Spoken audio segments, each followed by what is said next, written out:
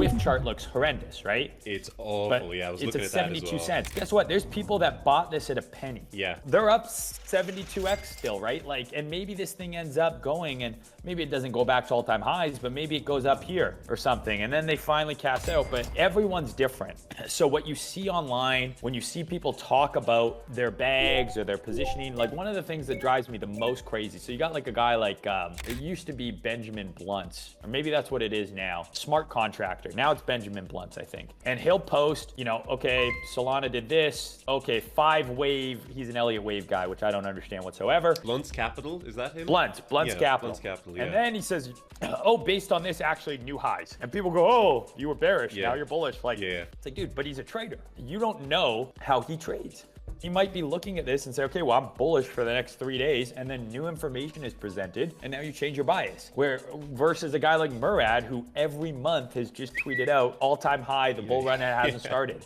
Meanwhile, all the coins on his list are down 90% in the last couple months. You don't know anything. So trying to make your decisions or to even comment on how someone else is posting, it's kind of silly because you don't have all the information. It's strong opinions loosely held. Isn't that the mantra? So Absolutely. you should have conviction in your ideas, but you should also be ready to change that conviction once you receive information that might suggest that you're wrong or, you know, slightly offside. Listen, Donald Trump getting elected as president was a new piece of information, right? And there was a belief that if he gets elected, that's bullish for crypto. If Kamala gets elected, that's bearish. And he won the election November 4th, and we like doubled. That's new information. So you might be like, well, this chart is bearish, right? Like this chart is bearish. I think this is gonna roll over. Trump wins. Are you just gonna short the entire way up? Because like new information comes, you've got to be able to react accordingly. And the way that you react and the strength in which you hold these biases is all time frame relevant too. Someone who's day trading is going to flip their bias 100 times in the amount of time that the bonk guy flips it once, right? Yeah, I often find that, you know, I'll post a chart on a Monday and it's like, you know, if we lose the support here, maybe we trade a bit lower and then maybe we catch a bounce here, blah, blah. And then I'll post another chart like on a Wednesday and I'll say, well, actually, you know, this looks pretty good. Like OI is kind of rising here. Seems like we're catching a bid. And there'll always be someone's like, hey, bro, weren't you